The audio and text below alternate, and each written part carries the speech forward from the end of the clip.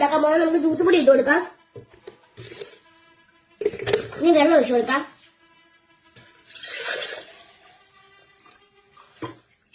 കളറില്ലാത്ത juice പൊടി ആയതുകൊണ്ട് നമുക്ക് കുറച്ച് മഞ്ഞപ്പൊടി ഇട്ട് കൊടുക്കാം. ഇവിടെ കളറൊക്കെ ഉള്ളതായത് പക്ഷെ കാണുന്നില്ല. നമുക്കിനി ഇതൊന്ന് മിക്സ് ചെയ്യണം. ഇത്രയും കളർ പോരെ, നമുക്ക് കുറച്ചും കൂടി ഇട്ട് കൊടുക്കാം. ഇപ്പൊ കറക്റ്റ് ടാങ്ക് കണക്കായിട്ടുണ്ട്. അപ്പൊ നമുക്ക് പച്ചമുളകും തക്കാളിക്കും ഒന്നുമില്ല. അപ്പൊ നമുക്ക് ഇച്ചിരി ടാങ്ക് ഇട്ട് കൊടുക്കാം. ആ ടാങ്കും പോട്ടെ മുളക് പൊടി ഇട്ട് കൊടുക്കാം. ഇത്ര മതി. മുളക് പൊടി അത് ഇല്ല, നമ്മൾ കുറച്ച് മുളക് പൊടി ഇട്ട് കൊടുക്കാം. ചൂട് ജ്യൂസ് കൂടി ഇട്ട് കൊടുക്കാം.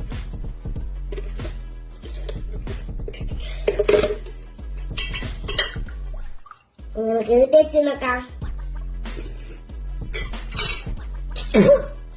അപ്പൊ നമുക്ക് ആർക്കെങ്കിലും കൊണ്ട് കൊടുക്കാവേ. ടാറ്റാ.